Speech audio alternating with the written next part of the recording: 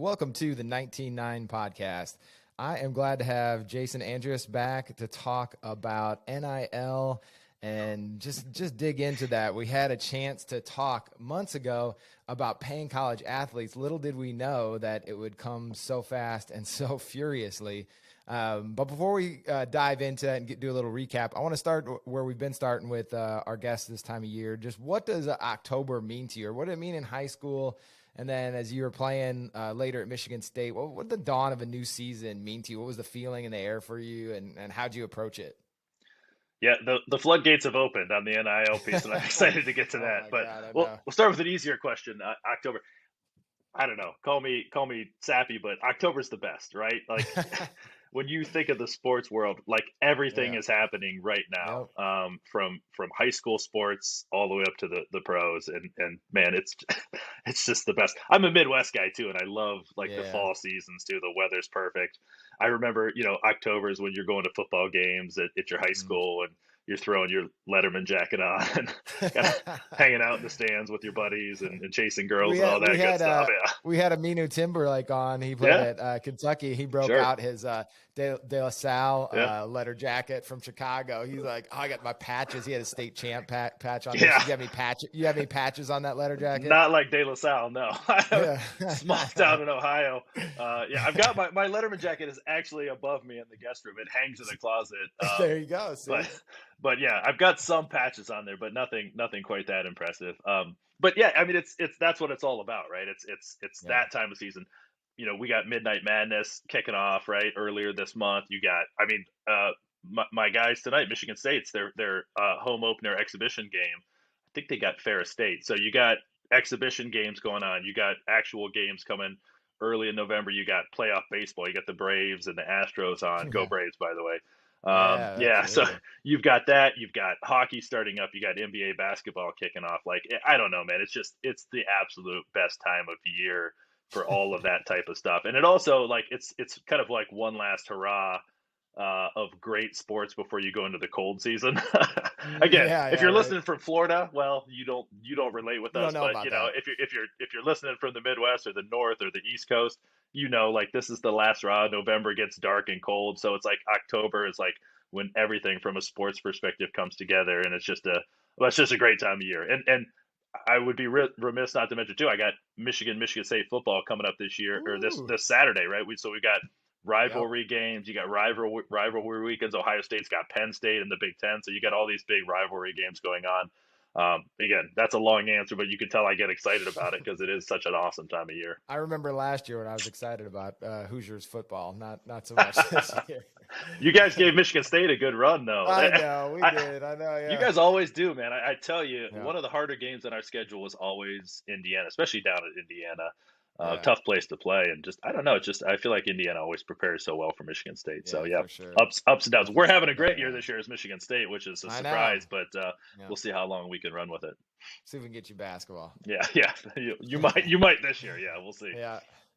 All right, let's do a quick recap. So, I mean, we started out with the premise last time Yeah. of saying that the easy question is, you ask anybody on the street, should you pay college athletes? And the answer probably 9 times out of 10 is going to be yes. It just seems like an easy answer. You see a product on the court that's of high quality and people paying to get in and buying merchandise, and there seems to be some kind of transaction that should occur or that the athlete should benefit. And, of course, they get some from their scholarship and the access to facilities Of and course. trainers and all that stuff. But there is it hasn't changed that much. And I don't know if you want to just kind of get into where we landed on, but I think that we took a step in that direction, but because of the dominoes that we talked about in who gets paid what and how much should they make, we kind of took a step back because the system of amateur athletics and college athletics is something that we both love.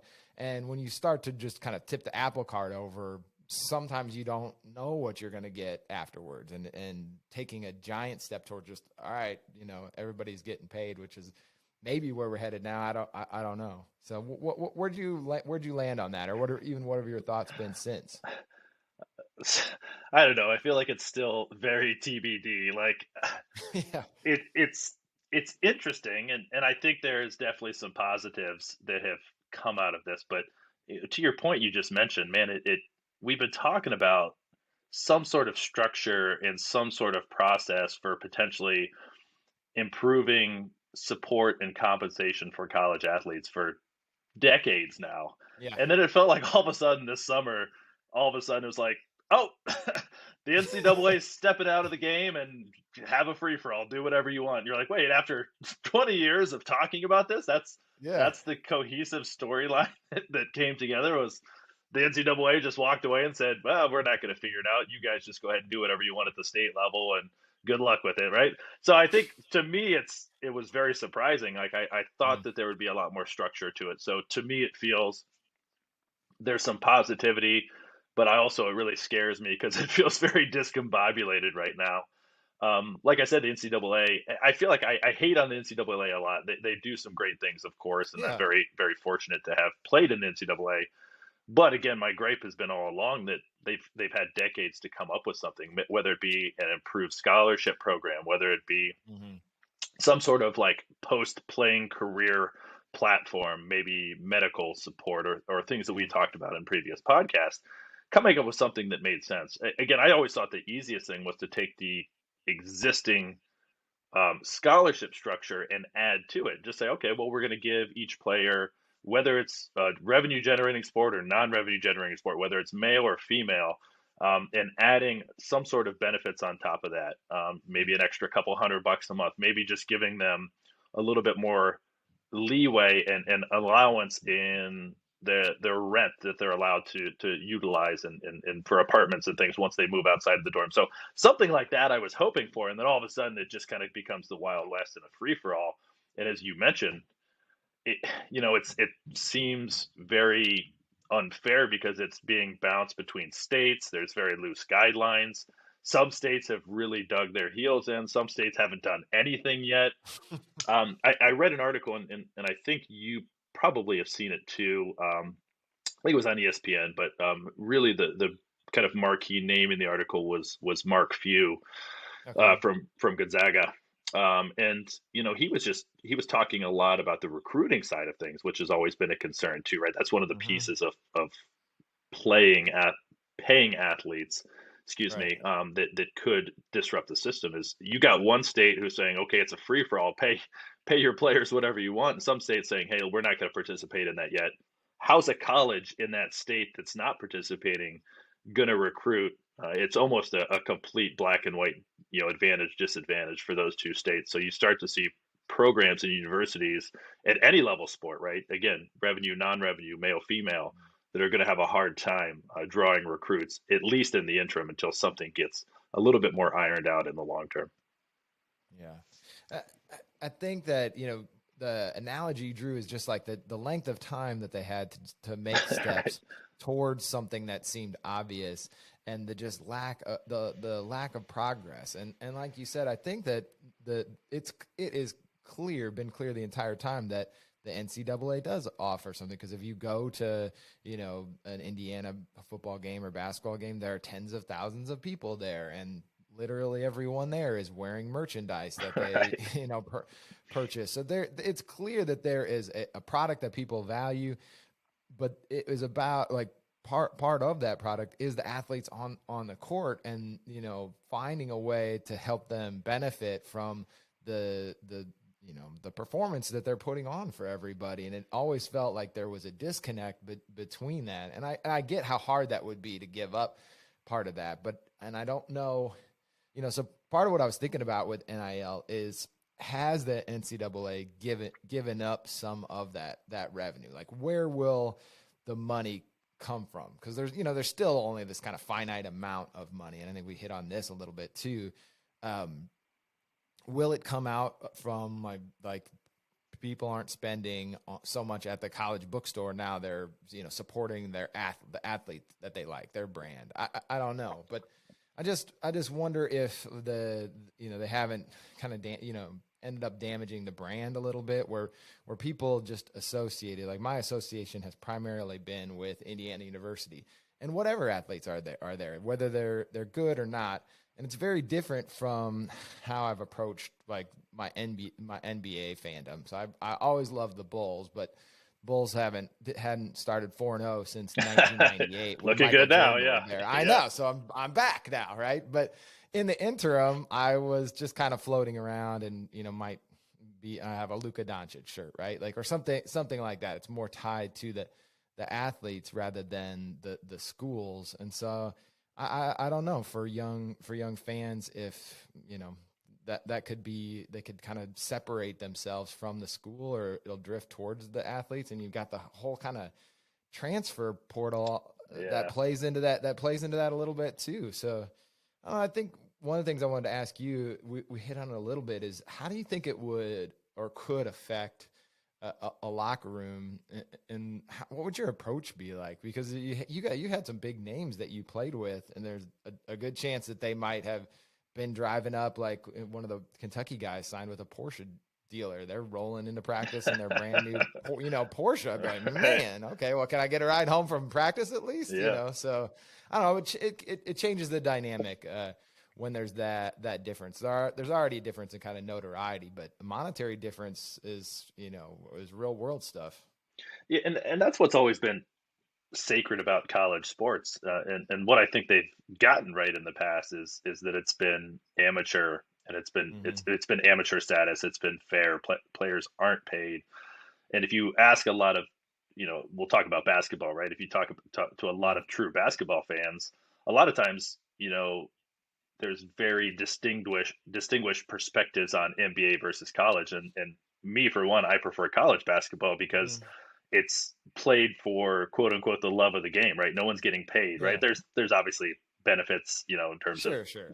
great, Yeah. you get treated very well as a college basketball player, but you're not getting paid tens of millions of 20, 30, 40 million dollars a year like some of Mm-hmm. these NBA guys, and you see the passion that's put out there every night. And the NBA has lost some of that, with the massive amounts of money. So does it start to change that as well? That's a huge Mm-hmm. concern as you start to see some of those shifts. Your question is a great one. How does this potentially change relationships between teammates? Mm-hmm. My hope is that it doesn't, but of course, how could it not? You think you've got Yeah. You look at Ohio State, right? And Right. I've mentioned this before. I'm a fairly large Buckeye fan coming from Ohio State. My dad played there. My uncle played there. My mom and dad met there. So I've always been a Buckeye Yeah. fan, second to Michigan State, of course. But if you got your quarterback who hasn't even played it down yet, and he's making $1 million or signing Yeah. contracts for millions of dollars, and you're an offensive lineman, you're not getting anything, and you're getting beat up day after day, Yeah. blowing your knees out, can't walk, your back's bad. How is that not necessarily going to impact relationship, especially if that quarterback comes in making all this money and then they don't play well, right? Yeah. They're not leading the country in X, Y, and Z. How would that offensive lineman not be mad about that and say, "Come on, man! Like, you're getting paid all this money, you're driving the Porsche to practice. Look at me, I'm doing all my work, I'm doing my job, I'm getting nothing." These kids, and again, I say that purposefully. These kids are 18, 19, Yep. 20, 21 years old. Man, I feel that way at 40 years old. I get jealous of Right. my colleagues at work when they get something I don't. I'm like, oh, come on, man, that's Definitely. not fair. How can these guys at 18, 19, 20 years old not feel that way? And then again, you start looking at the dynamics between sports too. What about basketball versus the Oh, baseball team, or baseball that's versus true. softball, right? There's lots of different dynamics at play where you start to see kind of the push and pull of, is this fair or not? And again, I think we've probably gone beyond that point. It's now, how do you balance that, and you hope that the universities can step up and provide some sort of support structure to help balance these things out, which I don't think is happening yet. I not to Yeah. name drop, but I had an event in downtown Detroit a couple weeks ago that Coach Izzo was honored at, and a bunch of former players Nice. went and surprised him. So we had a chance to talk to him, and he was actually talking to us a little bit about NIL, and he was telling us, and again, maybe don't quote me directly on this, but Yeah. yeah, Paraphrasing. Yeah. paraphrasing, Coach Izzo basically said, like, we as the coaching staff haven't really been able to participate in these NIL discussions with the players. And I was Mm-hmm. like, that's crazy. But I've read a couple things that seem to corroborate that, is that the staff isn't allowed to be in those discussions. They're supposed to be separate. It's supposed to be the player only. Right. That's crazy to me. Like, of course, I I know. could see the negative of the coaching staff being in there trying to guide them, but at the same time, Right. like, I didn't know what I was doing when I was 18. If somebody would have said, Yeah. here's $500 a month to, support, some restaurant down the street, I'd be like, yeah, I don't care. Give it to me. I'll support anything, right? And then all of a sudden, years later, you're like, I probably shouldn't have been doing that. Without guidance and long term perspective, it just feels like there's not that support structure that I mentioned from the university, from the staff. And right now, it seems like they're not even allowed to do that. So, again, trying to find that balance, I think, is going to be absolutely crucial to keeping a locker room steady, to keep, steadiness between sports within the university, and then also between universities as well. And it's that balance that I think is right now is probably the most disrupted. Yeah. So we talked to Danny Manning recently too, and he's Love at Danny Manning. Maryland. Yeah. Yeah, and he was saying that's kind of the same thing. Like he's trying to offer kind of a more overall guidance. Again, paraphrasing, but it just seems like there's so many forces at work here, because you have just kind of still rules in place where the players can't just get whatever. There's a set of rules to maintain their status, and we can get into like kind of overtime elite and that whole thing too. Right. It's kind of, they're still doing name, image, likeness, but they're still in like high school, but then they lose their amateur status. And so there's a real complicating factors. And then there's certain areas that, you can benefit, like the Pac-12 network is helping athletes use their highlights, but they don't technically, can't automatically access their highlights depending on, net. So just so much to navigate. I know IU hired a firm to help athletes navigate, and I've seen that a couple of different schools do that. But I don't even know if I'm a star player, if that's the way I go about it, because then of course they're wanting their piece of the pie, or do I want my own person to help me, help me do it, rather than, do you sign like some of the bigger names, like what was it? Amani Bates signed with an agency, more of like a global agency. So I don't know what the right answer there, but it does seem like it would be beneficial for the athletes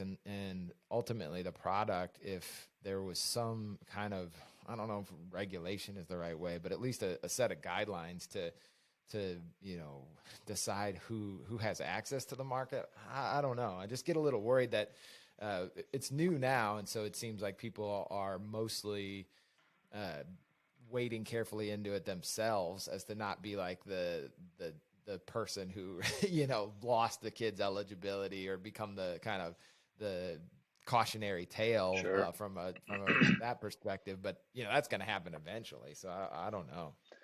That's a good point you made right there at the end, amongst others. I think one of the problems as well that kind of concerns me is that we might not see the outcomes of what's happening right now for several years, right? The shifting of recruiting Yeah. power, the power conferences maybe taking even more ground over smaller conferences, geographic focus, right? Like impact on, young men and women who are getting these opportunities that maybe aren't ready for them in terms of signing these big deals and getting a lot of money. Like, you hate to think this way. I'm definitely very much of an optimist myself, but you start thinking of some of these like behind the music in VH1 where people get No. money way too early, and Yeah. next thing you know they're completely blowing it on horrible things, and Right. they're destitute by the time they're 30. Obviously that's an aggressive example, but Yeah.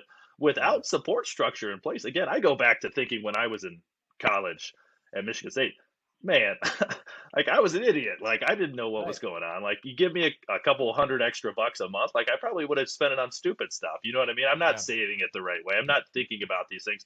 Now you start multiplying that by hundreds or thousands of dollars. That's a big unregulated territory that I think is concerning. The other point you made too is IU and Michigan State and other universities. They might even use the same one. I know there's a couple of companies out there that are Mhm. third parties that are working on like group licensing opportunities. They're working on consulting for these schools as well. Sure, that could be good, but as with any business, like they're also there to make money and look after themselves. Right. And you made the point, does a kid like Amani Bates want to sign with something like that where he's saying, hey, yeah, we'll give him 10% of my career earnings? That Yeah. sounds great because I'm only 17 years old and Next thing you know, that's $100 million when he signs some big NBA Yeah. contract. And he's like, wait, I Yeah, shouldn't have given exactly. that much money away. Like, I just think there's Yeah. some danger zones to be aware of. Yeah. That again, without guidance from a party like the NCAA, or even school guidance or NCAA partnership guidance, compliance partnerships from schools, things like that. Without that stuff in place, I just think there can be a lot of different paths forward, and some of them could be good, some of them could be really bad too. So again, I think it's just Yeah. too early to say, and I'll definitely be watching with bated breath to see kind of where some of these things go and where the outcomes come out.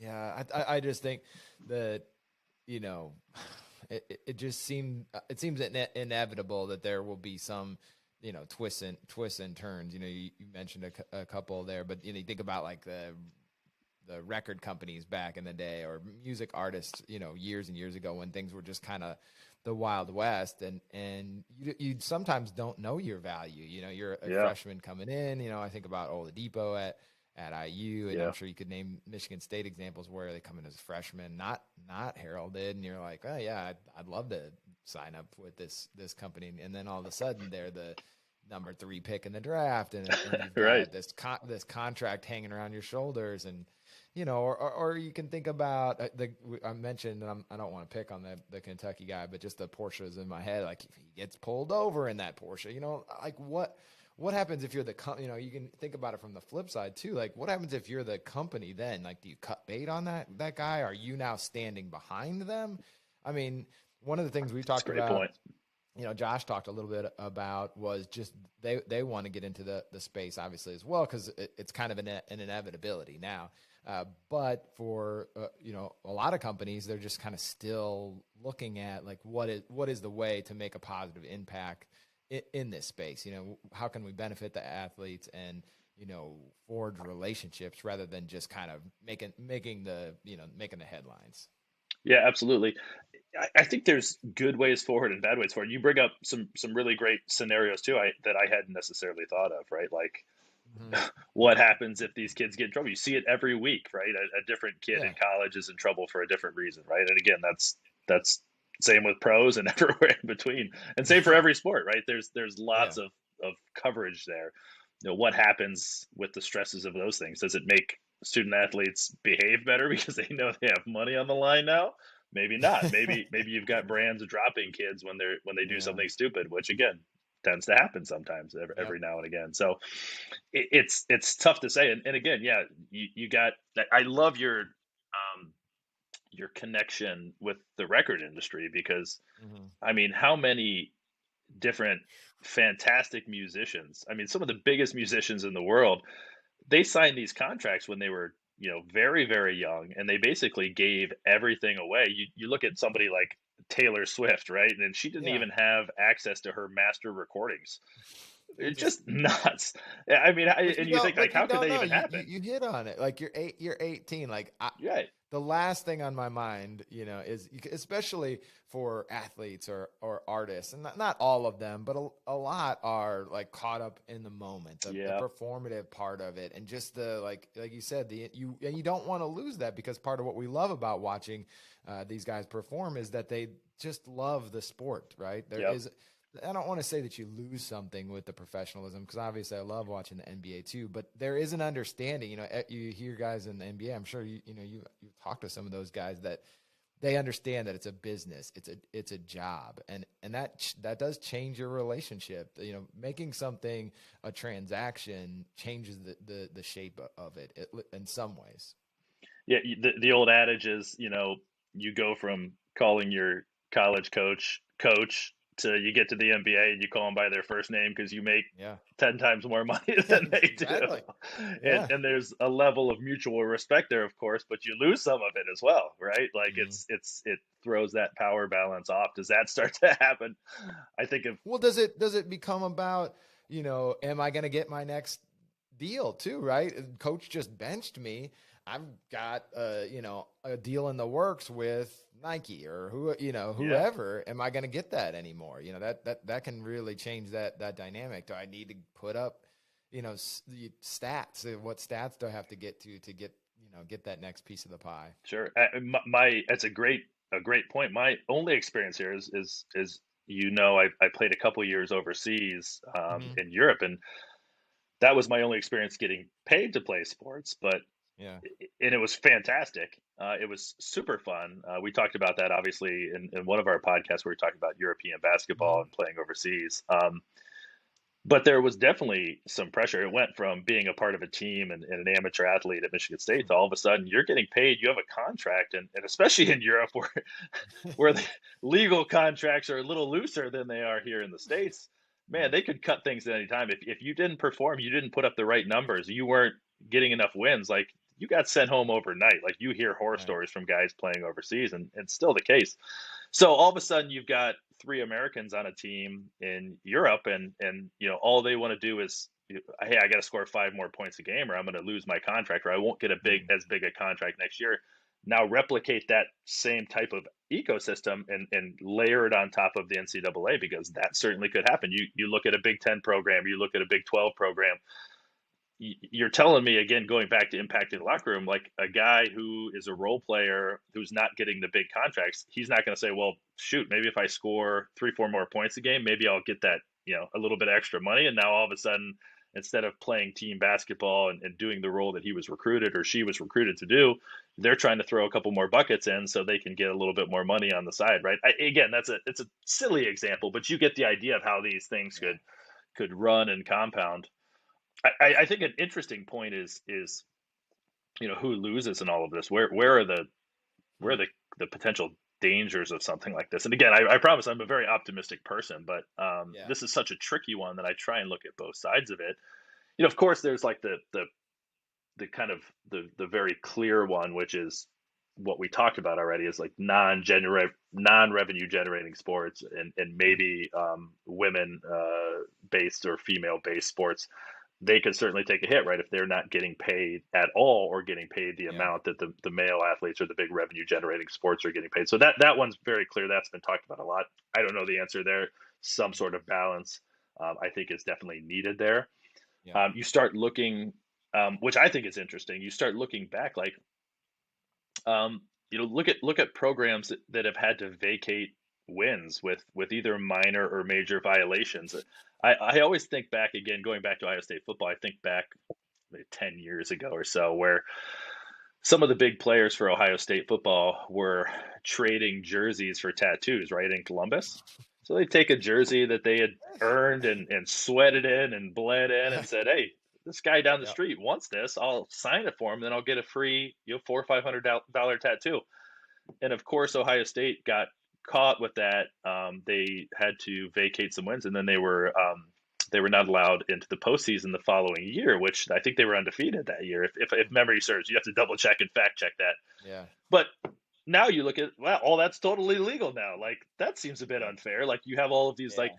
fairly And minor do you violations. restore that? Yeah. Yeah, do you restore it? Do you consider it? Do you throw another asterisk in there and say, well, this actually wasn't as bad as we thought it was? Special Looking symbol. looking at more major stuff, then you think about, like, and this goes down a whole nother path, and it's a very complicated topic, but you start looking at recruits for any sport really that are based in low income areas, right? You look at Yeah. inner city kids, you look at kids in rural areas that don't have a lot Mhm. of money, or they don't have parents that are able to kind of give them money and things like that, or support them necessarily. And all of a sudden, instead of, hey, I want to be the first person in my family to get my college degree, and everyone's so proud of me, it's, hey, where can I go to get the most income? And that's natural, right? Like if i It's a can if different i can make equation money, now. send money back to my family. Sorry, what was that? Right. That's a different equation It now, is, yeah. so Yeah. so now if you start to put money on the table, it's less about where is the best opportunity for me to go play and get an education, and more about where can I make the most money, either for myself or to give back to my family, or whatever it might be. And then the last piece, and again, this sounds dramatic, but I wouldn't necessarily skip over this, is without regulation, where is this money for NIL deals coming from? And maybe it's my lack of understanding and knowledge. So if that's the case, feel free to correct me. But Yeah, well, it's brand new, so I mean that's kind of what we're well, getting at. Is that it's nice to put a time demarcation down now to talk about it, and we can come back again when we all know more about it yeah, and keep going with it. I think that's what's fun because 6 months ago this didn't exist, and then exactly. poof, it just like materialized. Sure. Well, when you start mixing sports and money together, you get Yeah, a lot of unsavory characters, right? Like there's a lot yeah, of money, big program money. There's a lot of unsavory characters that quickly emerge from the woodwork. Again, like if you're not exactly sure where this money's coming from, and all of a sudden somebody's coming to you as an athlete saying, "Hey, I'll give you an extra $1,000 a month," if you yeah, support my car dealership or whatever it is, and all of a sudden you're yeah. not playing well, like what happens, right? Do they pull I that money know. from you? Like, are there more dire consequences? Like, I don't know. It just seems like it can get into a very slippery slope. And again, I wish I had an answer to it, but without that regulation that we talked about at the beginning of the conversation, having some sort of governing body to overlook this, um, what does that look like? Who's bringing these deals to the table? Who's looking at them? Who's vetting them? Maybe it's an outside company. Maybe it's a third party. It's not the university yet, as it sounds like, and maybe that'll change. But it just seems like there could be a lot of additional kind of unsavoriness added to the equation if you don't have some sort of support structure on top of it. Yeah, I mean, how much is going to fall on the Yeah. coach too? I mean, the coaches already have so much on their Oh plates. man. We talked to Jesse Washington, and he did the book on Coach Thompson, and he talked about just following players to the to the bus stop and seeing where they got off the bus at, and talking about Lonzo hanging out with one of the famous drug kingpins in DC, and Right. just having to have that guy in his office and sit down with him and be like, stay away, and I'm not saying that that's going to happen, but this introduces an element of uncertainty where if people can now freely approach athletes outside of the coach's kind of purview and offer money, they might not even know about it. Like this at least is like, where are you, he can kind of know, like, where are you getting that money from? It's almost like you have that controlled situation where you can know if someone shows up with a brand new car, like, hey, what's going on? But now I can just be like, oh yeah, I got it from whatever. I signed a deal, and that loss of control, I wonder how difficult that will be to manage. Yeah, and I'm not sure if you're talking just about college coaches and programs.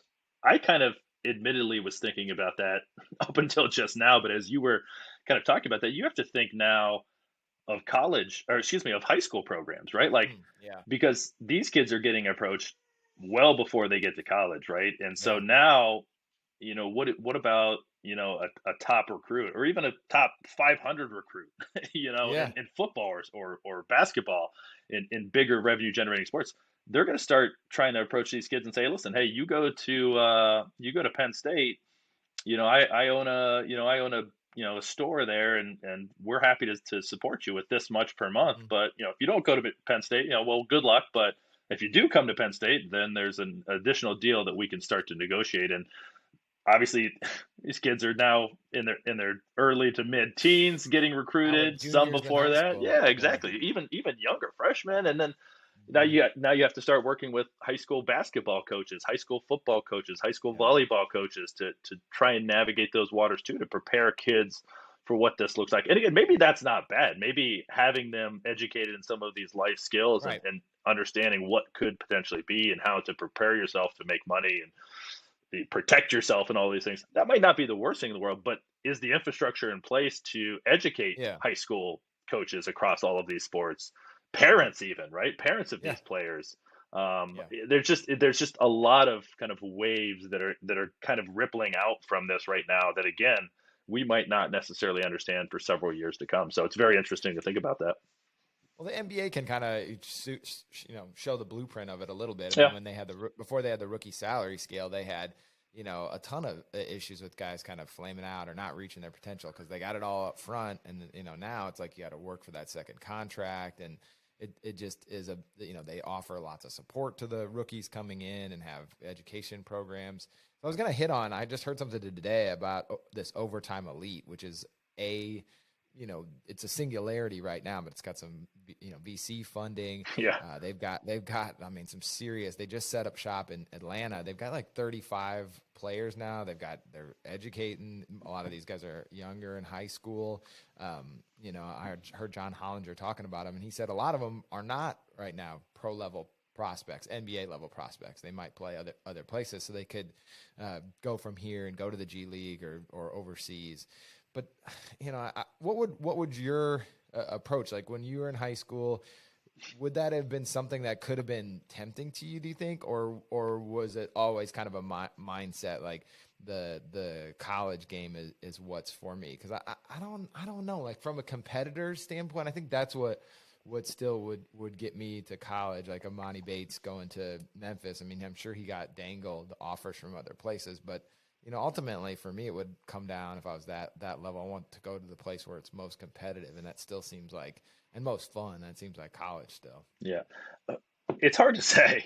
Yeah. I'd like to think that these opportunities wouldn't have had a big impact on my decision to go to Michigan State. I've talked Mm-hmm. about why I went to Michigan State, and I wanted to win, and I wanted to play for Coach Izzo and be part of a family. But maybe that's hypocritical to what I previously Yeah. said. Like, Yeah. I don't know. I mean, I committed to Michigan State because I wanted to win. If I wanted more playing time, I mean, there was other universities, even in the Big Ten, that I could have went to. I was getting Mm-hmm. recruited by Northwestern. I could have went there and probably started as a freshman. If I Mm-hmm. wanted to stay closer home, or if NIL was a thing back in the late 90s, maybe I would have stayed home and considered Ohio State, or even a smaller school like Miami of Ohio or Toledo or Kent State, right? All great MAC schools. Yeah. And maybe they would have said, okay, well, this is a local kid. Maybe some of the local businesses would have given me more money via an Right. NIL deal. Maybe that would have impacted me saying like, hey, I want to go to Michigan State and win, but I can make a lot of money if I go to Toledo, and maybe Yeah. that would be more important to me, and Yeah. maybe that would change things. So, if you just want to focus on the education aspect, if you want to focus on the winning aspect, it probably wouldn't have changed.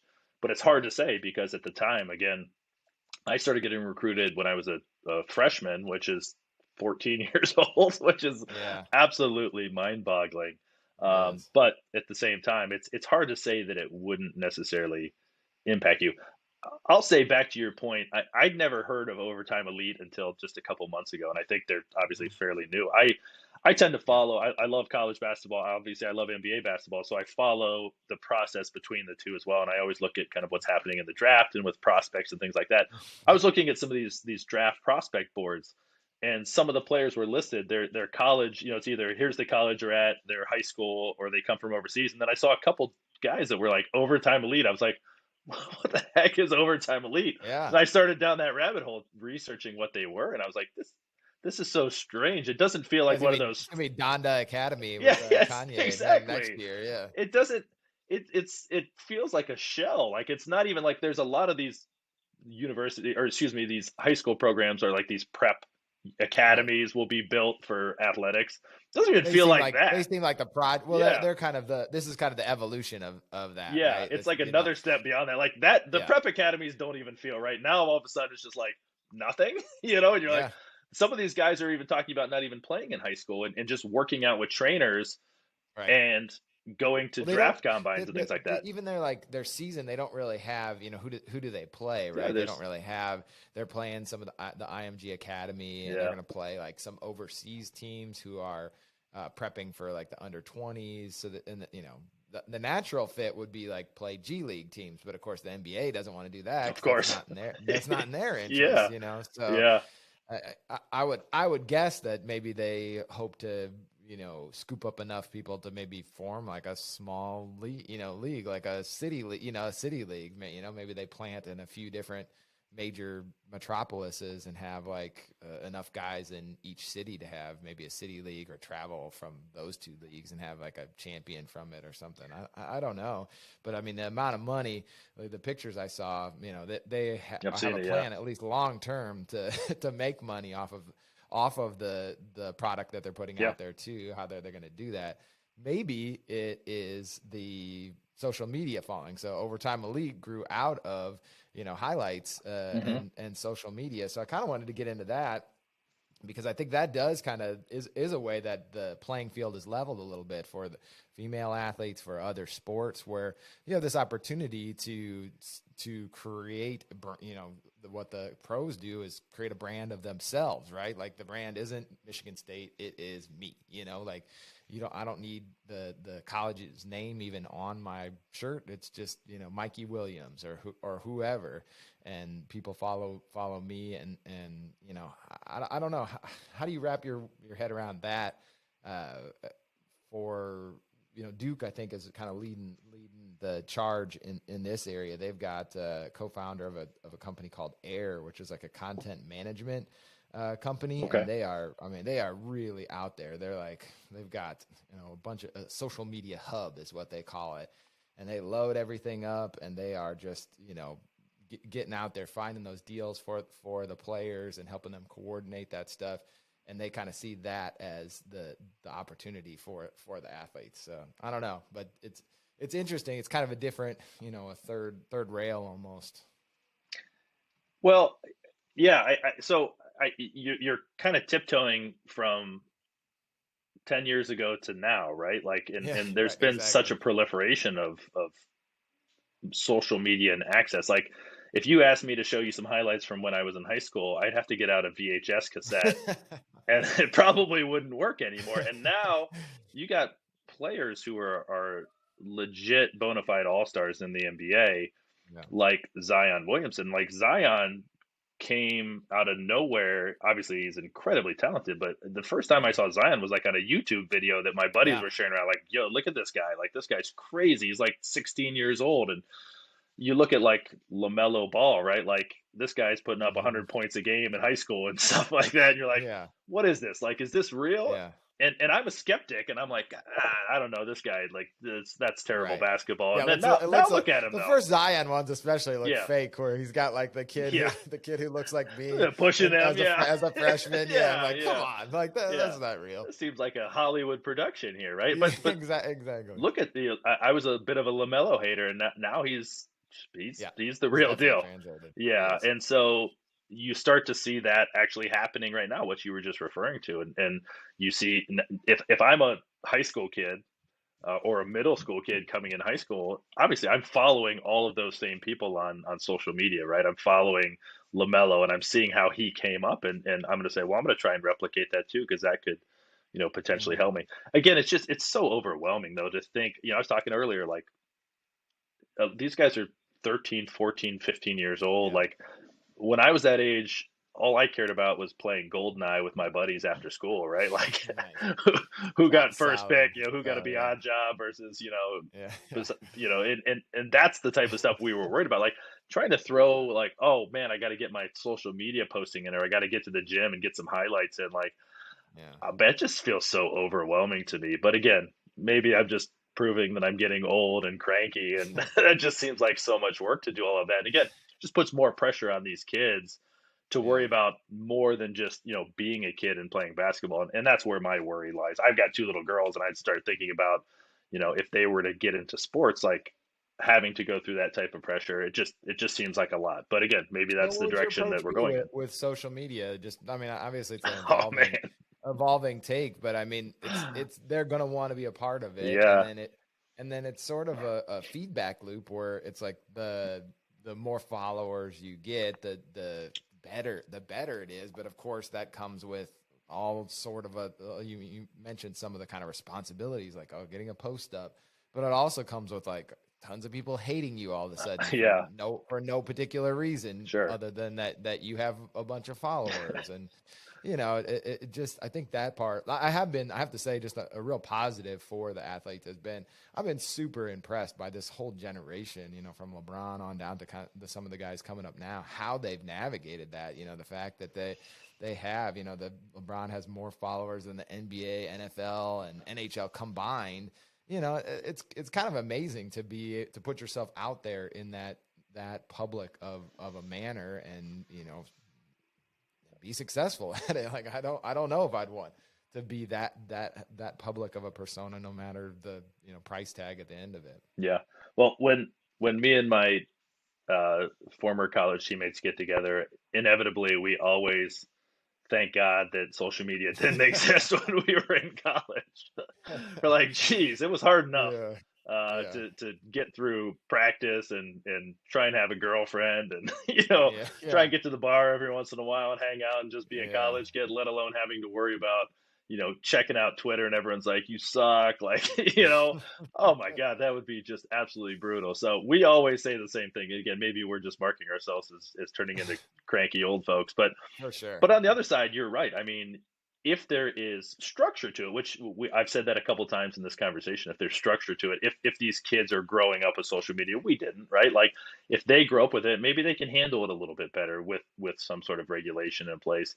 I also think too, like, again, I grew up in a super, super small town in Ohio, like with no exposure. So if I had Hmm. the ability to be a freshman right now, like I think that would change everything, right? Number one, the AAU circuit is different now than it used to be. You've got different opportunities, but just the exposure, being able to put my highlights on YouTube, maybe that's a really good benefit. Looking at it from a positive standpoint, maybe you start to get more exposure for these student athletes in high school that maybe wouldn't have as much exposure because they're not from some big city or some big public school league.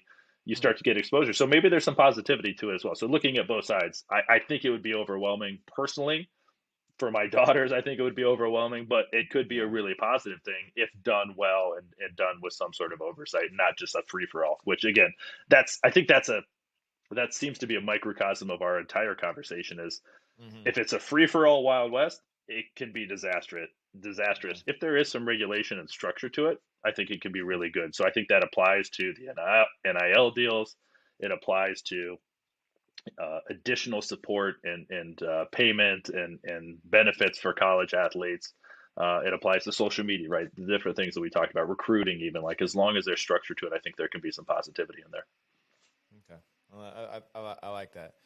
Well, let's wrap up with two Michigan State centric. So you have some kind of insider kind of relationship with Yeah, the Michigan State story. sure. So I'll kind of lead it off just like that, and let you take it where you want to, because I thought it was a fascinating story, just with an alumni stepping up and you know being willing to provide money for athletes. Again, where we started at, where we were like, all right, how do you do this? Yeah.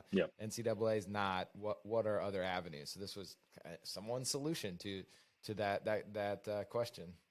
Yeah. So in my opinion, obviously I'm good friends, but so we're speaking about my former teammate Matt Ishbia. So Matt, Mhm. if you guys recall Michigan State history, he was the last guy at the end of the bench. They called him the human victory cigar because he only played when we were up by about 30. He's a very good basketball player.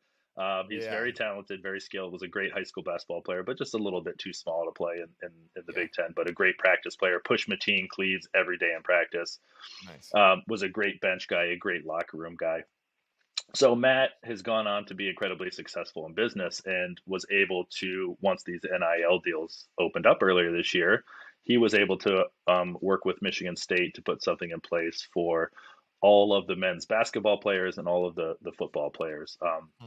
And what I think is really interesting about it, and what I like about So this, he coordinated that with the university then. um, yeah, well, sorry. He Okay, approached the university I got it. first and foremost, just to say I'm interested in doing something. Got Ultimately, it. Okay, he had to okay. work with I each like player that though. individually. So each player Got it. individually, from my understanding and speaking with him and another teammate of mine that works with Matt, is that they actually sign contracts I directly see. with That each makes player sense. without the Yeah. university there. So yes, that would go Right. against what we talked Yeah. about Yeah. earlier. But yep, I see. I approached the see. Yeah. university, said I'm interested in doing this. They said, all right, we'll line up the communication with the players, see what you can put Okay. together. I like that. What I like about it is obviously this still apply all of the things we talked about already still apply to this, right? The Hmm. goods and the bads and the regulations and things like that. But what I like about it is number one, Matt's a former athlete himself. So he Yeah. isn't just some random person that said, hey, I want to support this university. Even an alum, right? Like this is somebody Yeah. who played men's basketball and was very successful at the university. So he's going back to give back to his program. Just like Draymond Green came back a couple of years ago and gave a couple $1 million to build some, Might weight have a rooms and things like building that. named Right. after him. Exactly. Right. Right. Yeah. Very Yeah. nice. So Matt Yeah. Matt has done lots of great things for the university, including this. But what Matt said was, listen, I don't want to come in and just put some $20,000 deal with the quarterback and the point guard. He basically said, I want to give each player on the team, from the quarterback to the very last walk-on that just barely made the team, the Because he knew. walk-on punter, because he was a walk-on himself. He wanted to make sure they were taking care. He gave them all the exact same amount. So Yeah. each player got the exact same amount. It's a monthly stipend. And again, this goes back to the conversation we had the first time when we talked about paying players. And again, something I think the NCAA could have done is just give a little bit of extra on that Right. scholarship. So essentially, that's kind of what Matt was able to do with this, is say, with basketball and football team, I want to tack a little bit of extra money on for these guys. I talked to some of the players recently. We went down to the Michigan State Miami football game and ran into some of the football players. I've talked to some of the best. I mean, they're thrilled. They're like, this is amazing. Like, I've got a little extra money to go out to dinner every once in a while. It's not a huge amount of money, but it's not inconsequential to their overall income. So they're absolutely thrilled about it. I think everyone is still feeling it out, but it feels really good. Now, again, just being realistic, this is for the basketball and the football team, right? Yeah. It doesn't necessarily apply to other sports within the Right. university.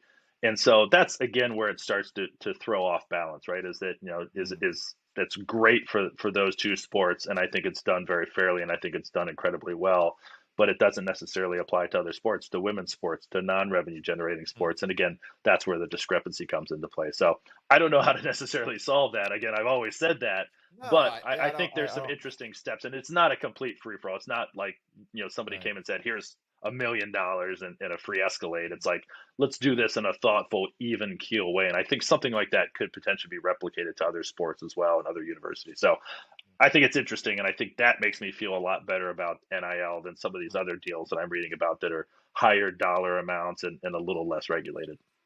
Yeah, it seems like, again, like that feels like the relationship is built in there on a lot of different levels. Like, Sure. doing it the right way, following kind of a bit of chain of command, where it's like, I'm not just gonna a free for all, but I've got a plan and a rationale behind it, and it just feels, I'm not necessarily just after it for notoriety or a quick win, and I think that's ultimately my hope, is that there are, like, the companies and the universities help the athletes to the extent that they can to navigate those waters and, attach themselves to things that they can be proud of, and to companies that will be, proud to represent them too. Cause I think you're right.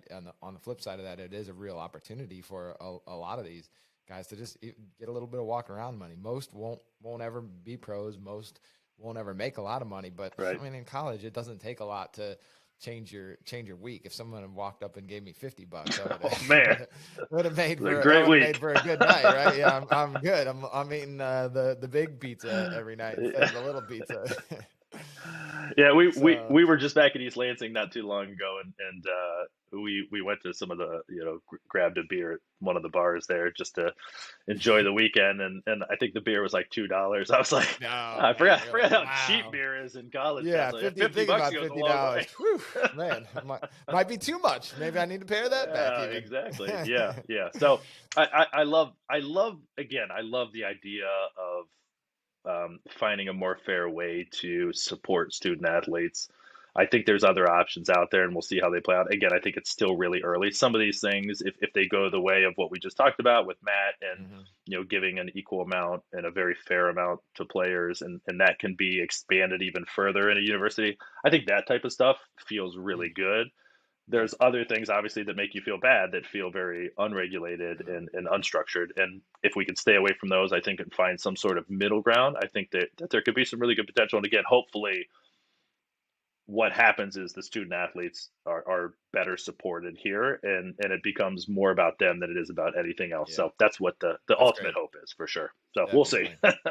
We'll see, right? Yeah. All right, we're ending on this. We got to get your NIL players from Michigan State history. So a lot of times, you get asked, like, who are the best players in Michigan State history? But this one is, if you're setting up an NIL studio to market these guys, who would be your picks? And Charlie Miller from IU is pretty funny. He picked himself first, and then he picked Andre Patterson because he could sing, so he's getting a singing career built in there.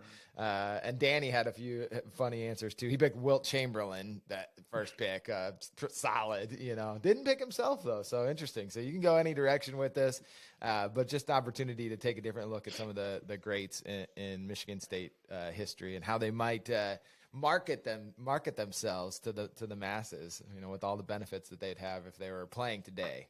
Yeah. Oh man, this might be one of the best questions ever, but it's also very tough. Yeah. Well, it's tough. Like, yeah, you want to say the best players because I'm a marketing guy myself now. That's what I do. I'm marketing, advertising, strategy. So like this is right up my alley. Right up your alley. So I'm already thinking like, all right, how can we'll get back next week after you've had some time to really Yeah, ponder. let me draw out a couple business plans here. Well, let me throw a couple off the top of my head. And Okay. I know as soon as we end this call, I'm going to immediately regret probably half of these and be like, God, I should have done this one. It would have been a lot better. But all right, if we're talking about NIL deals, marketing, local kids. Okay. All right. So number one, easy, Magic Johnson. Yeah. He's our number one at Michigan State. Yeah. That's like the Wilt Chamberlain best one. smile like, in the game. How could you not? The guy's name's Magic, right? Like, how could you not? He could probably re-enroll now and just like lumber up and down the court and still be. He could still play. Yeah. I mean, he's from Lansing too, right? So number one, he's from Lansing. He goes to East Lansing. He's the local guy. The triple threat. Took him to a championship. I mean, he's probably one of the most marketable sports figures in history, let alone just for Michigan State. So that's an easy one. Easy one. If I had to do another basketball guy, since that's my sport, I'd probably go with Mateen Cleaves. Very, very similar reasons, right? You had Mateen coming just down the road from Flint. He, along with a couple of his co-stars from Flint, kind of started the Flintstones, if you remember that back in the late 90s. Great marketing right there. Yeah. So you got the Flintstones. The t-shirts already. Yep. They're already out there. There's tons of them, and we used to see them all the time back when we played Flintstones. There's actually a hotel in East Lansing that just opened up, which is really awesome. They actually have custom-made Flintstone wallpaper that has like characters of Mateen, Antonio Smith, Charlie Bell, and Morris Peterson. Looking into that NIL right now. I talked to him. Actually, I saw Mateen last night. We actually, believe it or not, we play basketball still on Tuesday nights. Nice. So I saw Mateen last night. We were talking about this wallpaper. Shirts and skins, or you guys in pennies? Okay. No. We just try not to. My shirts and skins starts next week, so you got to stick with it. I don't know. You don't want to see us with our shirts off anymore. I know. Yeah. I know. And me neither. I don't want to see myself. So we'll do Magic and Mateen. I got to go two sports star, Kirk Gibson.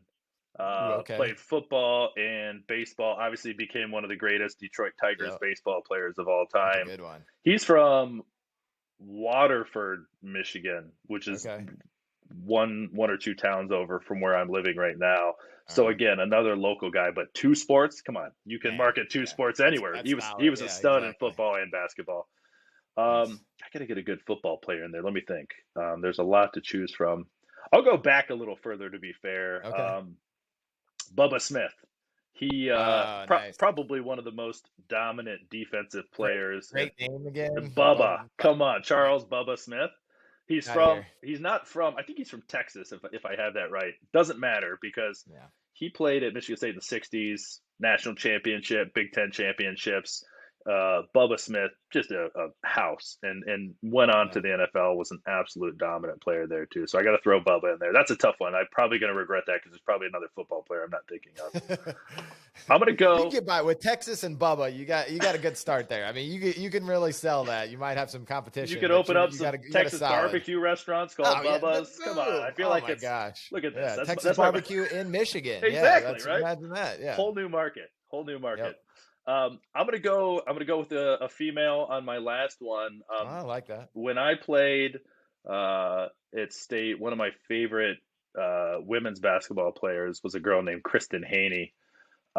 She's from just near East Lansing as well, so she's also a local girl. That's awesome. And Michigan State women's basketball has always been pretty good, but I feel like right when we were there in the late 90s, early 2000s, led by Kristen and a couple other really great players, they won some Big Ten championships, really kind of turned the program. And Michigan State's been a great program since then. So I feel like That's awesome. she's really turned things around. She went on and played in the WNBA.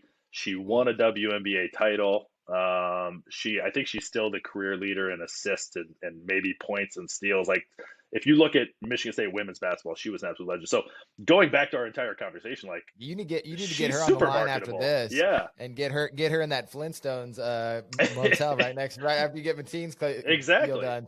She's right next there, yeah. So you got people out there who incorrectly market, or argue that you can't market men's versus women's sport.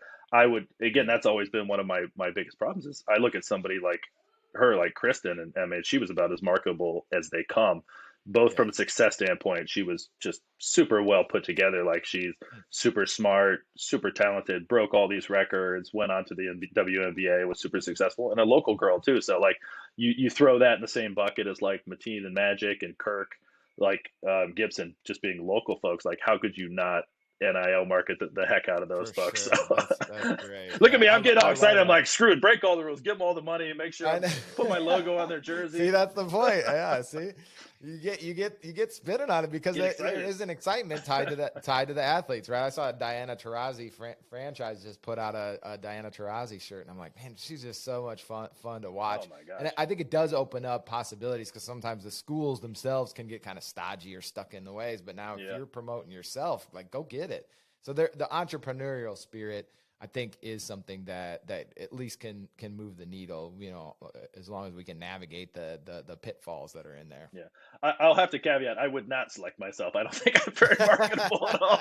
So I'll go. Come on, cowboy. Oh man. You could be in Bubba's commercials, for the Texas barbecue place. At least get you some side income. I'll be in the background. I'll be an extra. You got some walk around. You get some walk around money out of that. I'll be above Bubba's commercials. That's fair. That's fair. Right. Yeah. That's right. I would not select myself though, but maybe a background extra. But great question. I love that one. Yeah. Keep that one going. I love that one. I'll listen to some future podcasts. We're gonna get you back on. We're gonna do try to do an all-time overall NIL list. So kind of a snake draft. So we'll get some people on here, and if you're interested, I'll reach out to you and get you back on. Man, listen, I always love chatting with you. Really do, and appreciate this is a great topic, and I appreciate the way you approach it too, because it's not a cut and dry conversation. We could probably talk 10 more times and still not come to a solution on this one, but it's really interesting. You've got some great points. It's nice to hear some of the previous and prior podcasts you've had with other folks talking about this. It's just nice to get different perspectives. There's no right or wrong answer here, but I think everyone's in agreement that putting some sort of structure in place and moving in the right direction here to support student athletes is a really good thing. So I don't know what that looks like exactly, as I've said a couple times, but I think there's at least some interesting movement here that we should keep an eye on. So perfect. Well, once you get Mateen and Bubba's deals put in place, we'll get you back on and talk about those. Sounds good. All right, man. All right. Thanks as always. Have a good one. Enjoy October. Oh yeah. All right. Cheers. All right, man. All right, we're good.